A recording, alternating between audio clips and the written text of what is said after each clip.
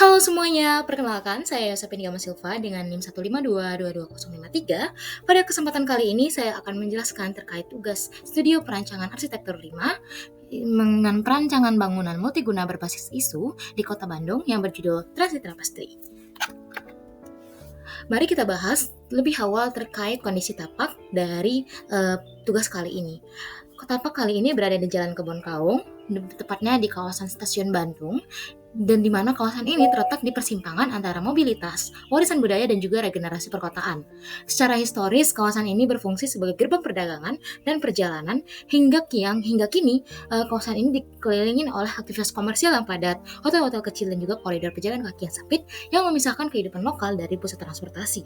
Secara konteks, banyak hal yang dapat di-upgrade atau dapat dibenahi dari kawasan tapak kali ini dengan adanya keterbatasan akses dari fasilitas transum, fasilitas pekerja transum yang tidak memadai, serta adanya ruang publik yang hanya bersifat transit. Dan dari semua itu dapat juga dilihat bahwa kemacetan yang cukup tinggi di area ini. Oleh karena itu, saya ingin menekankan dari beberapa tujuan seperti adanya memanfaatkan potensi kawasan sebagai hubungan transit dengan menyelesaikan integrasi antar moda transportasi yang dapat meningkatkan nilai bangunan dan juga mengkoneksi langsung dari area komersial tanpa menguasai lahan tersebut. Lalu, dengan mendukung adanya ruang publik yang aktif dan mendukung ekonomi lokal, menggunakan adanya suatu desain bangunan di mana pelaku komersial yang ditempatkan pada jalur interaktif dan juga ruang indoor-outdoor yang mendorong aktivitas berjalan dan juga berinteraksi. Lalu, adanya hotel yang dirancang untuk memperkuat intensitas bangunan dan menawarkan nilai kompetitif dari kawasan tersebut, sekaligus melengkapi fungsi komersial dan juga transit agar pengunjung betah tinggal lebih lama. Dengan beberapa problem-problem tadi, seperti adanya desentralisasi antar moda, fasilitas kebutuhan pengunjung yang belum terpenuhi, kurangnya fasilitas sosial ekonomi, serta adanya isu-isu sensitif akan konteks cagar budaya, menggunakan 3 strategi, yaitu adanya transintegration, hospitality value, dan juga eksploratif komersial, dapat menyelesaikan beberapa masalah tersebut dengan mengerucutkannya dalam sebuah konsep, yaitu transit tapestry, di mana menyatukan kembali elemen yang terfragmentasi seperti transportasi, ruang publik, dan juga lingkungan melalui jahitan spasial yang terintegrasi berupa seperti koridor hijau, promenade budaya, serta simpul vertikal yang berfungsi campuran. Harapannya dapat membuat suatu perubahan yang seperti memudahkan akses dari pengguna, fasilitas kebutuhan pengunjung yang terpenuhi, meningkatkan ekonomi lokal, serta melestarikan dan tidak menutup unsur budaya yang sangat lekat di kawasan ini. Berikut adalah programming dari kawasan ini. Terdapat ada beberapa fungsi seperti fungsi service, fungsi hospitality, komersial, dan juga transit, serta adanya fungsi komunal juga. Dengan saya menjunjung tinggi dalam menyelesaikan panel, yaitu panel 3 dari SDGs, Resilient Community, yang mendukung adanya penyelesaian dari SDGs 8 dan 11, yaitu Decent Work dan Economic Core, serta Sustainable Cities and Communities, di mana kriteria desain yang sangat diperlukan yaitu kios makanan, kios souvenir, dan adanya hunian berupa hotel untuk menyelesaikan ekonomi dan sosial, serta adanya ruang hijau dan interaksi sosial untuk menyelesaikan masalah lingkungan. Baik, secara pengembangan konsep dimulai dari adanya kawasan yang terletak tepat di sebelah stasiun, sehingga massa dapat dibuat menyatu dengan stasiun sendiri. Lalu dengan menerapkan konsep transit of development, lantai 1 dan 2 berfokus untuk mewadahi kebutuhan transit dan komersial, sehingga pengunjung stasiun dapat mengakses area tersebut sebagai area pendukung stasiun. Serta fungsi hotel dapat ditambahkan di area lantai 4 ke atas untuk mendukung kebutuhan pengunjung stasiun, serta memanfaatkan nilai lahan. Lalu, struktur bangunan dibuat mengikuti pola fungsi dari transit. Jadi benar-benar strukturnya mengikuti transit terlebih dahulu, baru yang lainnya mengikuti. Untuk menyamarkan pola kaku dan akibat dari fungsi transit yang ada di bagian bawah, dibuatlah bentuk yang bergelombang dan fasad podium bangunan agar terlihat lebih mengundang. Serta adanya penambahan elemen kayu untuk memperkuat unsur budaya, karena di area ini sangat sensitif dengan konteks sekitar. Serta ada alasan juga mengapa lantainya itu tidak terlalu banyak, maksimal 10, untuk mengikuti area-area sekitar dan tidak menutupi dan juga tidak membuat suatu hal yang lebih menonjol, namun juga membuatnya menjadi mendukung dari kawasan sekitarnya. Lalu ada komersial yang ditata pada jalur interaktif dan juga ruang indoor-outdoor yang mendukung pengunjung seberjalan dan berinteraksi satu sama lain. Secara visual sendiri adanya terdapat dualisme visual, di mana di bagian kiri didesain industrial, sedangkan di bagian kanan mengandung unsur budaya dan hijau untuk menciptakan kesan unik dan juga kesan mengundang. Secara space dan profile mapping, bahwa di bagian ground floor itu fokus terhadap sirkulasi dan integrasi antar moda. Sedangkan lantai 2, lantai 3 itu lebih fokus ke area komersial, di mana lantai 2-nya lebih fokus ke area transisi yang menghubungkan area parkir dan area komersial. Sedangkan lantai 5 ke atas itu lebih fokus ke area hospitality yang dilengkapi juga dengan rooftop. Berikut adalah contoh-contohnya di mana suatu presiden di mana pembentukan dari kawasan ini. Secara side plan, terdapat sirkulasi parkir otomatis yang dimana di sini ditandain dengan adanya tanda panah yang berwarna agak peach.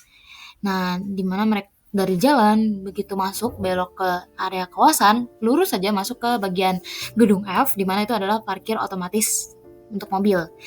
Serta karena ini gedung ini adalah parkir otomatis, jadi tidak memerlukan suatu manuver yang cukup besar untuk mobilnya, sehingga dapat langsung keluar menggunakan jalan tersebut. Lalu di sini juga dilihat bahwa ada beberapa bangunan yang dirancangkan pada kawasan ini, yaitu untuk A, yaitu Hotel 1, Tower Hotel 1, B, Hotel 2, C, Hotel 3, D, area komersial, dan juga ada area ruang terbuka hijau. Lalu untuk side plan berfokus ke sirkulasi dari drop-out transportasi. Pada kawasan ini dibagi atas 2, ada transit sementara dan juga ada transit penumpang. Itu berfokus di area di bagian depan, dekat dengan di depan kantor travel dan ekspedisi.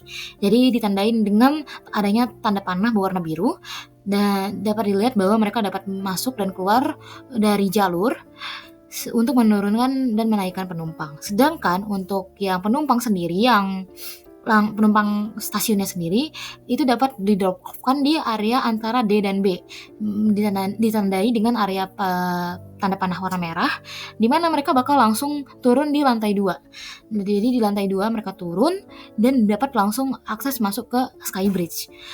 Sedangkan untuk area sekitarnya seperti area B merupakan area drop off penumpang KI, area A merupakan area duduk semi outdoor, dan juga area D yang merupakan area komersial, sedangkan area E area ruang terbuka hijau. Pada kali ini dilihat juga ada tanda panah berwarna oranye di mana merupakan sirkulasi dari pejalan kaki. Jadi setiap penumpang dapat mengakses area-area tersebut secara bebas. Sedangkan untuk sirkulasi pejalan kaki bagian ground floor-nya dapat dilihat pada zona ini, di mana ditandai untuk pejalan kaki berwarna oranye, tanda panah berwarna oranye, dapat mengakses segala jalan, kecuali untuk yang berwarna abu-abu gelap. Yang abu-abu gelap itu berfokus kepada kendaraan. Jadi sangat tidak disarankan untuk pejalan kaki mengakses area tersebut. Sedangkan untuk yang ditandai dengan tanda panah berwarna hijau merupakan area sirkulasi dari motor, dikarenakan bagian B sendiri merupakan area parkir motor. Sedangkan area A merupakan kantor travel dan ekspedisi. Untuk lebih jelasnya, lebih detailnya dapat dilihat pada denah lantai 1 berikut ini, di mana ada core yang berada di setiap ada 3 core untuk mewakili setiap tower. Ada di bagian depan, bagian atas, di bagian kanan dan kiri. Sedangkan untuk area denah lantai 2-nya dapat dilihat pada berikut. Tetap sama dari yang bawah, memiliki bentuk yang meliuk untuk menyamarkan area kaku dari transit.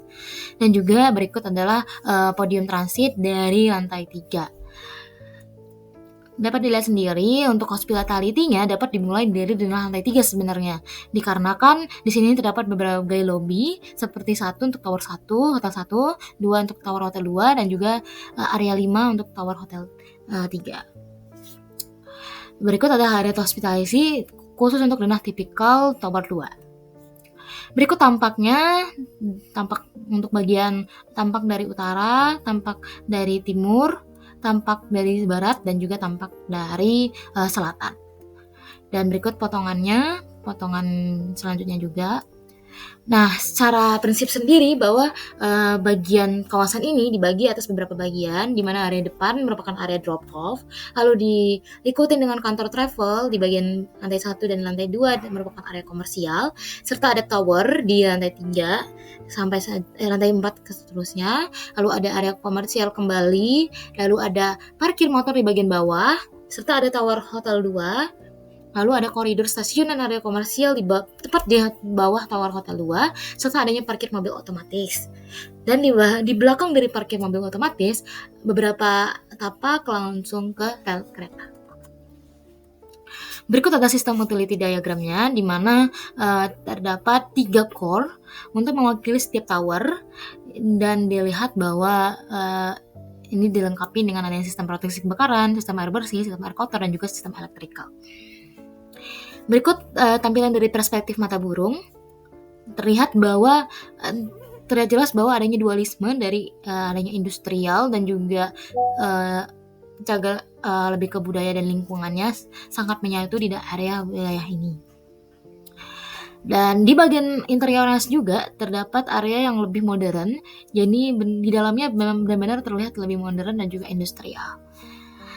Berikut juga, sedangkan di luarnya sudah masuk ke area yang lebih lingkungan, lebih nyaman, dan mengundang orang untuk lebih berjalan-jalan sambil menunggu di area ini.